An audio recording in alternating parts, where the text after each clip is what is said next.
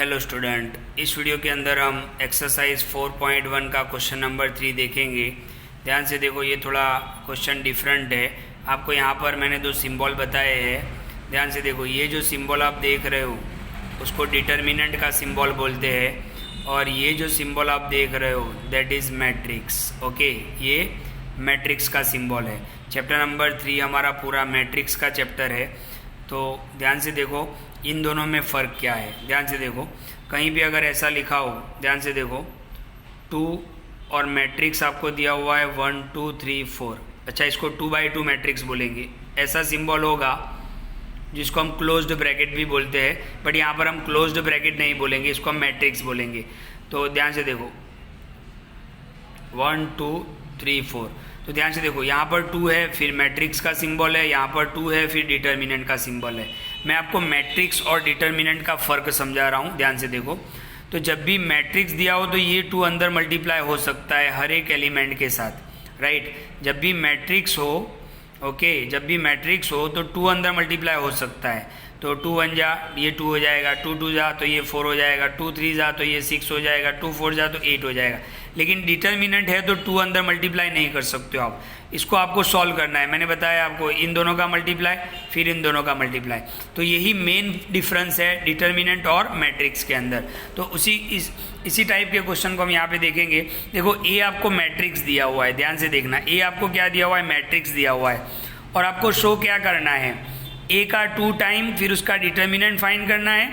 ए का 2 टाइम फिर आपको डिटर्मिनेंट फाइंड करना है, और डिटर्मिनेंट ए का 4 टाइम ये इक्वल है, ये आपको प्रूव करना है। तो बिल्कुल वीडियो को ध्यान से देखें, और बहुत ही नॉर्मल क्वेश्चन है, ध्यान से देखना। तो देखो, हमें यहाँ पर 2a दिया हुआ है। अभी आप डिटर्मिनेंट को भूल जाओ, पहले हम क्या फाइंड कर लेते हैं? 2a। तो हमने 2 को 2 ही रखा, a की जगह पर हमने ये मैट्रिक्स लिख दिया। मैंने अभी आपको बताया कि जब भी मैट्रिक्स हो तो आप ये नंबर अंदर मल्टीप्लाई कर सकते हो हर एक एलिमेंट के साथ। तो देखो 2 1 जा 2, 2 2 जा 4, 2 4 जा 8, 2 2 जा 4। ओके, तो ये हमारा क्या हो गया? 2a हो गया। अब इस 2a का हम क्या निकालेंगे? डिटर्मिनेंट। तो ध्यान से देखो, इस 2a के आगे पीछे मैंने डिटर्मिनेंट लगाया, तो ये मैट्रिक हटा के क्या हो जाएगा? डिटर्मिनेंट हो जाएगा, राइट। ओके, अब ध्यान से देखो, 2a का डिटर्मिनेंट हमें फाइंड करना है। 2a का हमने a का 2 टाइम तो हमने कर दिया।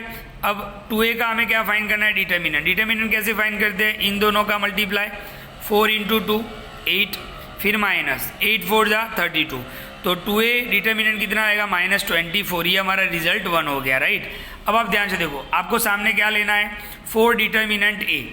तो 4 डिटर्मिनेंट का सिंबल, और a क्या है?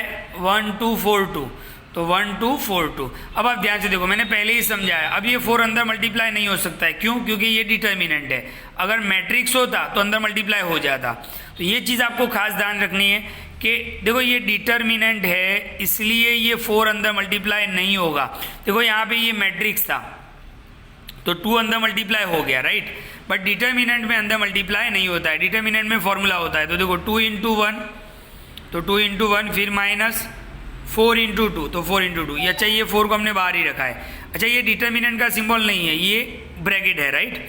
तो 4 अपनी जगह पर, 2 1 जा 2, 4 2 जा 8, 2 - 8 -6, एंड 6 4 जा -24, और ये माइनस। तो आप देख सकते हो कि रिजल्ट 1 का आंसर भी -24 आया, रिजल्ट 2 का भी आंसर -24 आया। यानी हम लिख सकते हैं कि determinant of 2a is equal to 4 determinant a। Okay, तो ये हमने प्रूव करना था। तो ध्यान से देखो, हमें ये शो करना था। तो आपको फ़र्क समझ में आ गया होगा मैट्रिक्स और डिटर्मिनेंट में। अगर बाहर कोई नंबर है तो वो चारों एलिमेंट के साथ मल्टीप्लाई होगा, लेकिन डिटर्मिनेंट होगा तो नहीं होगा, फिर उसका हम फॉर्मूला यूज़ करेंगे। तो ये था हमारा क्वेश्चन एक्सरसाइज 4.1 का क्वेश्चन नंबर 3।